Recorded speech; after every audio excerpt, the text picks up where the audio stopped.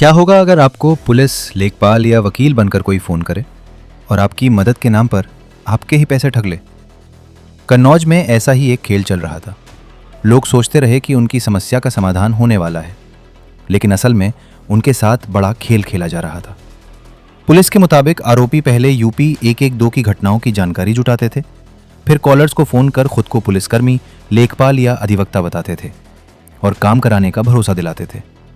सबसे चौंकाने वाली बात यह थी कि आरोपियों को पीड़ितों का नाम, मोबाइल नंबर और शिकायत तक पता होती थी, इसलिए लोगों को शक ही नहीं होता था कि सामने वाला ठग है। इसके बाद व्हाट्सएप पर क्यूआर कोड भेजा जाता और मदद के नाम पर पैसे ट्रांसफर करा लिए जाते। कन्नौज पुलिस ने अब ऐसे अंतर जनपदीय गिरोह के 2 सदस्यों को गिरफ्तार कर लिया है। जांच में पता चला कि कन्नौज ही नहीं, प्रदेश के कई जिलों के लोग इस जाल में फंस चुके हैं। लेकिन सवाल अभी भी बाकी है, क्या इस गिरोह के सिर्फ 2 लोग पकड़े गए हैं या इसके पीछे और भी बड़े चेहरे छिपे हैं? पुलिस की जांच जारी है।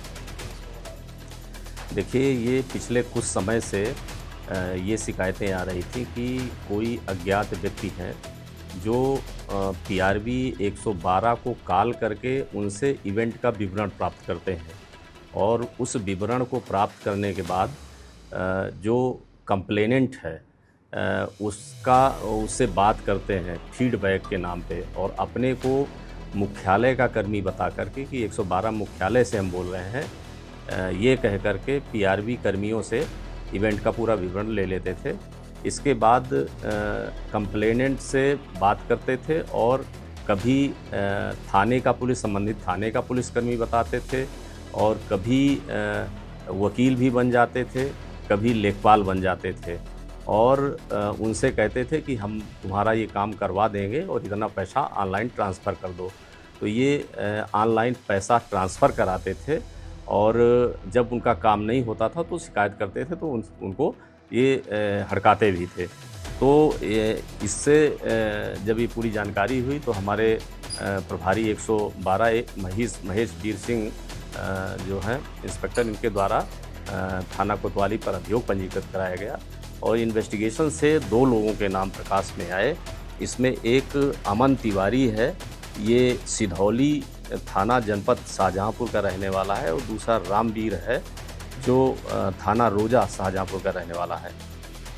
इन दोनों लोगों को पकड़ा गया है। इनके कब्जे से 2 अदद एंड्रॉयड फ़ोन और घटना में प्रयुक्त जो 2 मोबाइल हैं वो मिले हैं, सिम मिला है, कूट रचित कुछ डॉक्यूमेंट्स मिले हैं जिसमें वकील भी बनते थे कभी कभी, उसका परिचय पत्र भी मिला है, कुछ नगद पैसा भी मिला है।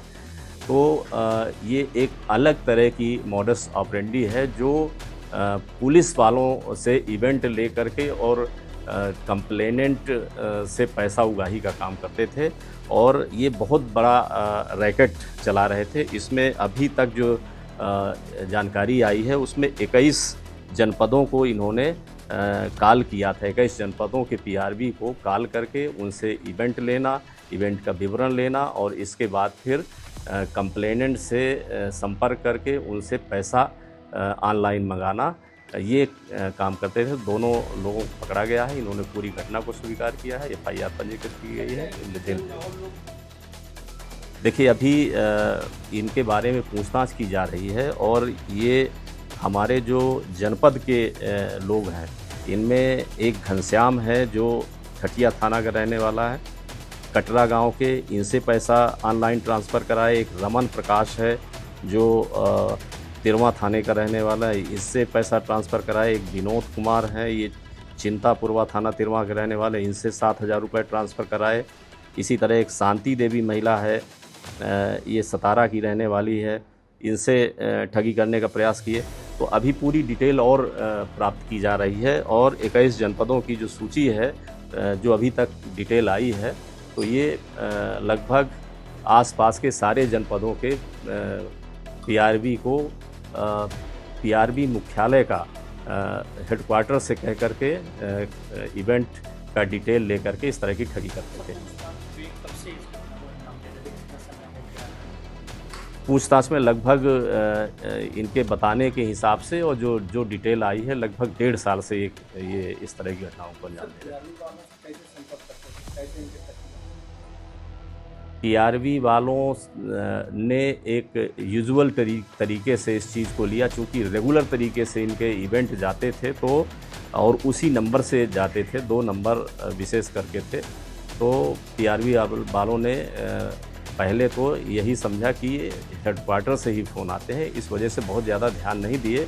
फिर जब ये बात आई कि उस इवेंट में उस कंप्लेनेंट से इन्होंने संपर्क करके पैसा भी लिया है, तब फिर पीआरबी के माध्यम से ही जानकारी हुई। तो हमारे पीआरबी प्रभारी ने ही ये सारी चीज़ों को प्राथमिक तौर पर जांच की और इसके बाद फिर एफआईआर पंजीकृत।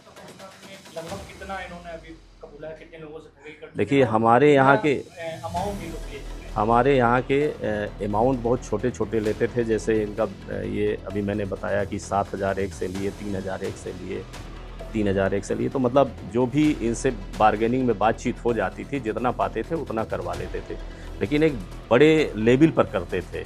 तो दिन भर यही काम करते थे। कितने लोगों को ठगा होगा इन्होंने? अभी तक 4 लोगों का रिकॉर्ड में है और बाकी सारी इनकी डिटेल प्राप्त की जा रही है।